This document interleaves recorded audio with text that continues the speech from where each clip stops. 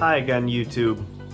Moss here, Balisong, reviewing another main staple of the butterfly knife game. And today's review is going to be the Alpha Beast, specifically a thick alt Alpha Beast. And we are going to be mostly comparing it to its brother, the Replicant. So the Alpha Beast came out in 2014, Replicant was prototyped in 2014, and came out late 2014, more 2015 so. And just to get into some comparisons, the Alpha Beast is 9.875 inches total, 5.5 inch handle.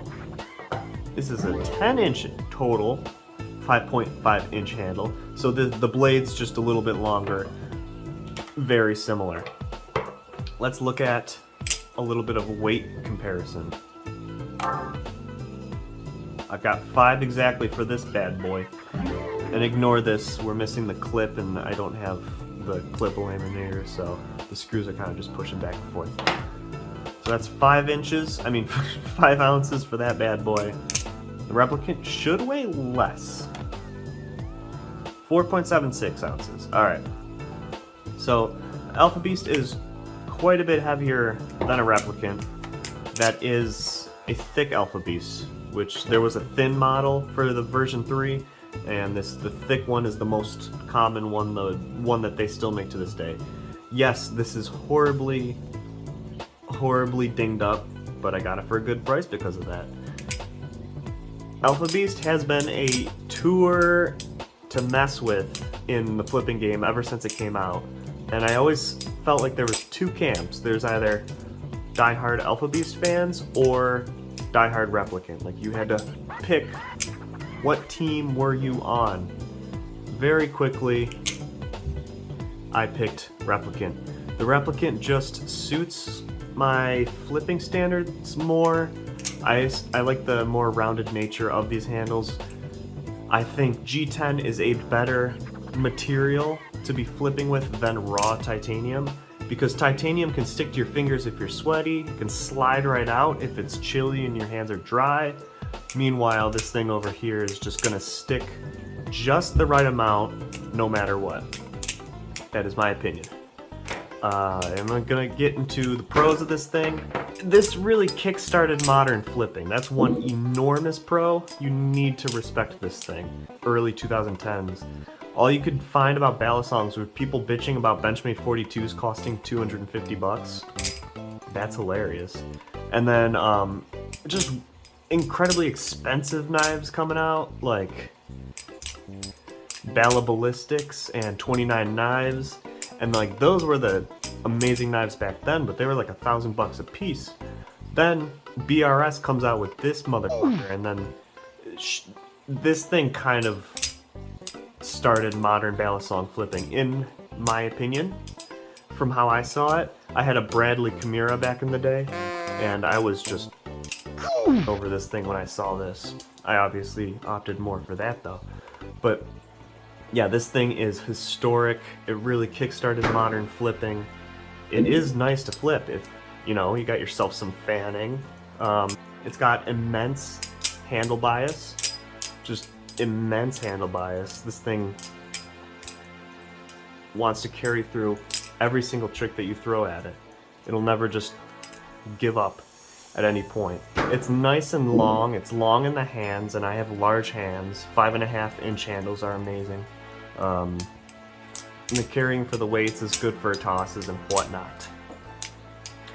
It's incredibly customizable by being this large, nothing but raw titanium. You can do anything with this. All these recesses you can make gold, and then the flat parts blue, and then the slanted parts green. Do whatever the hell you want. Every surface of this thing can be anodized, and I love that. I've seen some really cool, some of the coolest knives have been Alpha Beasts. Some negatives: it is just a bit too heavy. Just a little bit too handle biased for my opinion. It's damn fun to flip. It's a good knife to flip. but it's a little sluggish for today's market. There's your handle bias right there. We'll throw the replicant on it.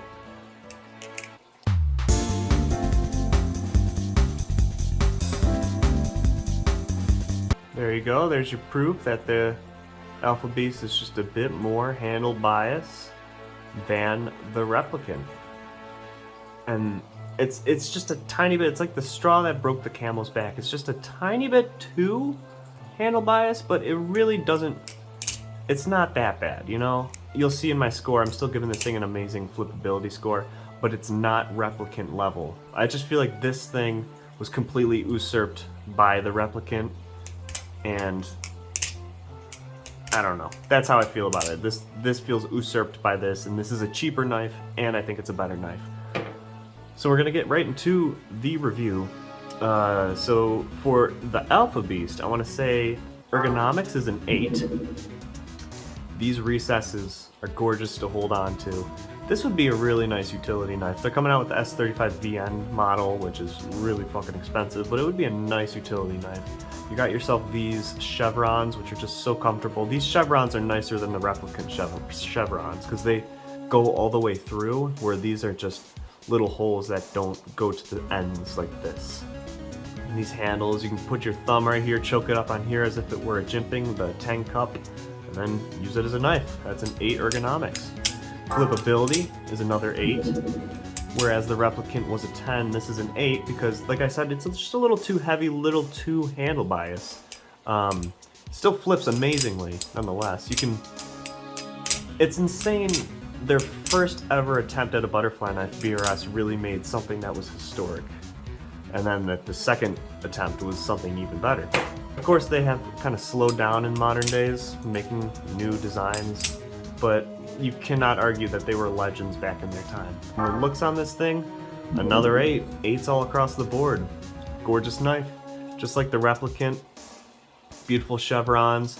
These ovals are a little boring, so it's not going to go up to like the 9 of the replicant, but just the chevrons, the beveling on the edges, and then these holes, you can see the knife when it's shut. I just think it's a really aesthetic titanium knife. And then lastly, materials and finish. I give that a 7. Materials are amazing. Love you some titanium. 154 cm blade. It can be used as a good utility knife. But it's got tang. Modern knives often don't use tang.